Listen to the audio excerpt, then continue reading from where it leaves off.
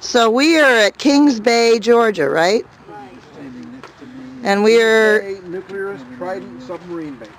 And it is December 31st, 2012. And there are people here from all over this area who have been coming for how many years? Some of them? 30 years. So what is the message? No nukes. No more Tridents. No more Trident. Send them to the scrap heap, right? Yep. Okay. Decommission. Make monuments out of them. This can't do any damage. It's just in the ground, not in the water. Is there any positive thing that we could do with the Tridents once they get rid of their weapons? Yeah, housing for the poor. Well, yeah, okay. You mean people should sleep in submarines? No. What do you do with it? Scrap metal. Okay. And what about the jobs that are associated? What do we do with those? You're going to get jobs. Some of them are already gone. Take the buildings, use them for jobs. Green jobs. What did Peg want to do with this place? Workers into building homes. It's going to take a lot of jobs to turn all that metal into wheelchairs. Hospital bags. All right. Laying a nuclear base creates jobs. We showed that in Michigan. We can show it here in Kings Bay.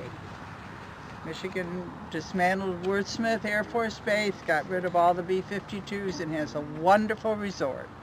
It's making more money than it ever did when it was a company town for the U.S. government.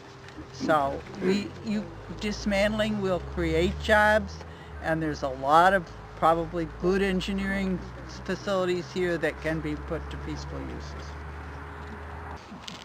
First of all, welcome to this 30th anniversary of our vigils at the base, and we will start with this particular piece. If you would, please place yourself as comfortably as you can and close your eyes. Breathe deeply for a few moments. Put yourself in place, and then open your eyes and see the candle burning in the center of the circle here behind me on the wall.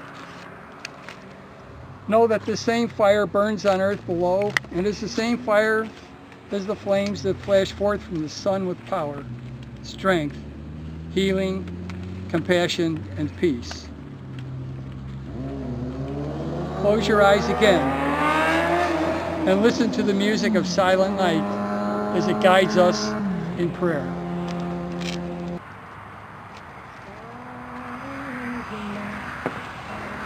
Holy night, all is calm, all is bright, round yon Virgin Mother and Child, holy infant, so tender and mild, sleep in heavenly peace, sleep in heavenly peace.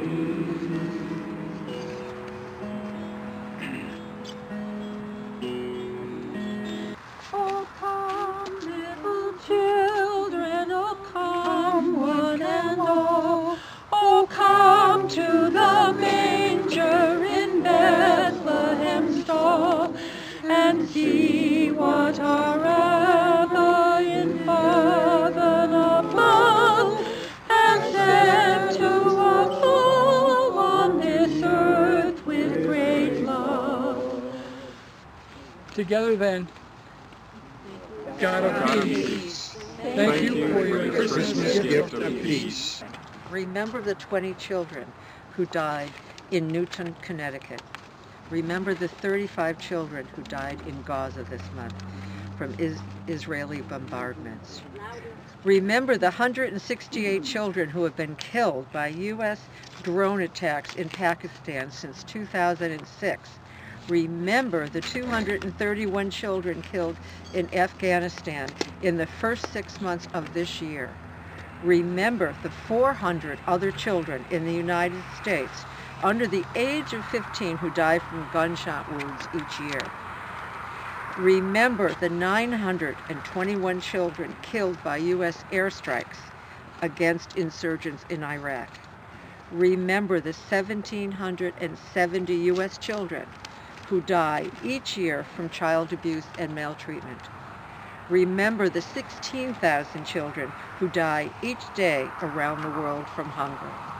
These tragedies must end. Archbishop J. Augustin Denois, Order of Priors, recently wrote the following.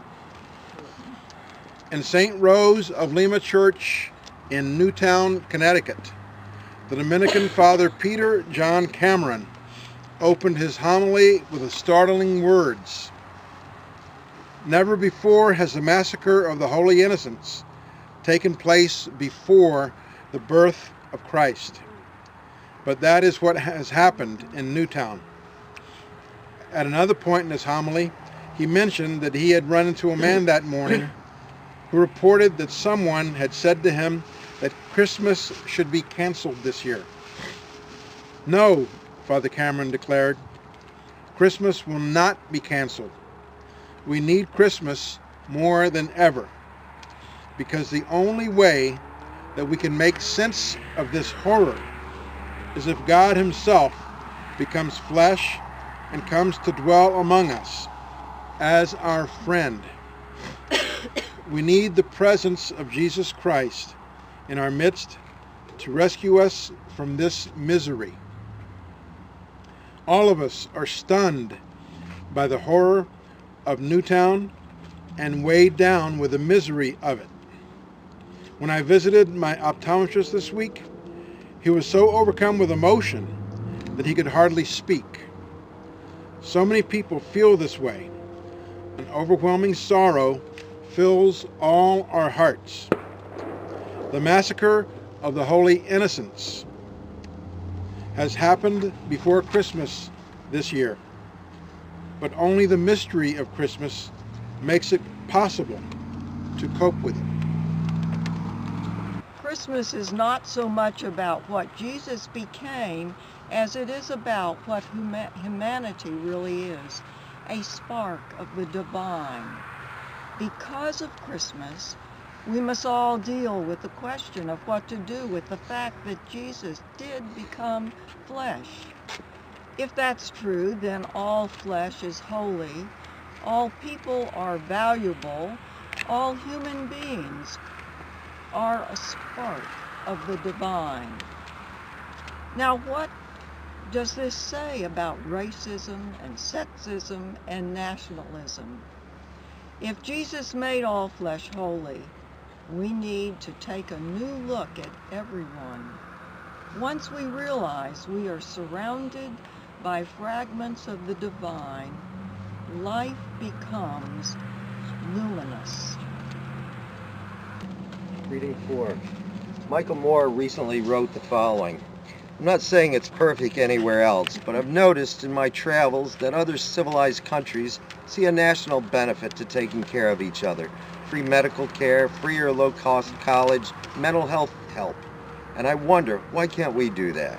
I think it's because in many other countries, people see each other not as separate and alone, but rather together on the path of life, with each person existing as an integral part of the whole. And you help them when they're in need, not punish them because they've had some misfortune or bad break.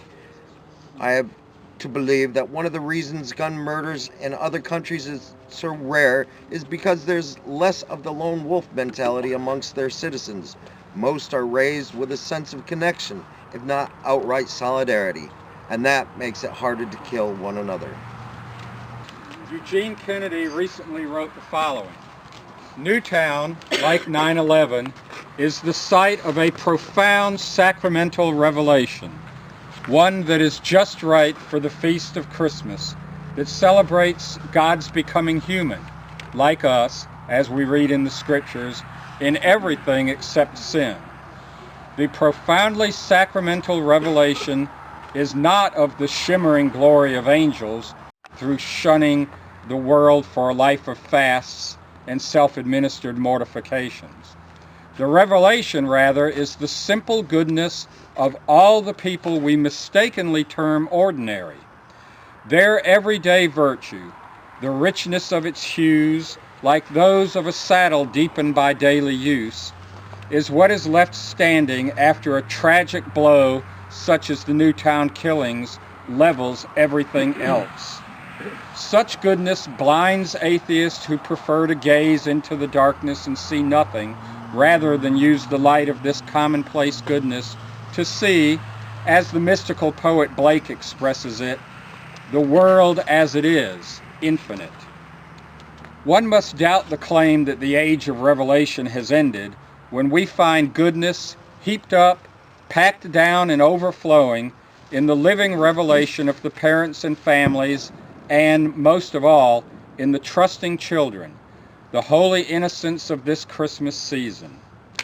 We seem to be seeing them off so that their last words and gestures, the goodbyes of these good boys and girls never spoiled by life, break our hearts and make us stand back in wonder. These children do lead us, and of such the reign of God is called into being. Or perhaps we can speak of attendance, to which they raise their hands affirming their presence. Yes, we are here, every day in the school in which they broke free of time and entered fully the eternal, of which, because it is the freeing energy of play, they had no fear. Mindful of our own needs, we turn to our Creator God, seeking the help only obtained from the divine. And what we'll do now is use this opportunity to add to the 5 readings that we've had by the readings that we have on our minds, on our hearts, and that we would like to share with one another this evening. I would just pray for the day when the time capsule behind me is opened. It was placed there when this submarine memorial was placed here.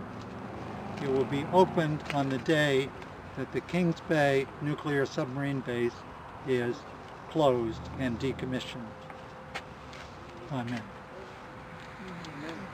How did that happen? How did that happen? Mm-hmm. The people who put this here put this time capsule in the ground at the same time they put this memorial here. So they were thinking ahead to the day when the base behind us will be decommissioned. We all know of bases around the country that have been decommissioned. It's hard on the local people. They lose jobs.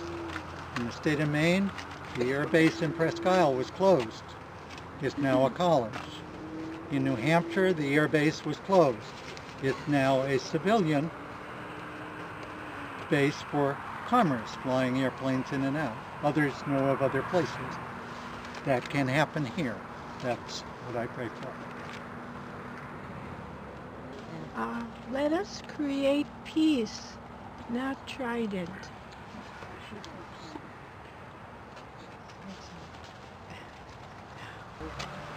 I'm very pleased to have this 30th anniversary being so well attended, and with our new site here, I think it's a step forward. Campaign against Trident, which is a beast of unnameable proportions for its potential to destroy life, not just amongst the human community, but amongst the total community of life. If those weapons on this base, which look so serene tonight as you look in there, this is probably the second or third potentially most powerful location on Earth. Those weapons, nobody can match the power of those weapons in there. Not only the ones in the submarine, but the ones that they have stored in their bunkers there. People need to be aware of that, and evidently we've got to live with it, but all we can continue to do is be here and make that message aware. We can't do any more. We've been here 30 years, they're still here, They haven't gone off, thank God. But so keep coming back. Sam and myself and Robert have been doing this for years. We're thrilled to see people taking it over, and never forget what's on this base. And in your peaceful way, be here in vigil, particularly at this time of the year, and again, of course, at Hiroshima and Nagasaki Day.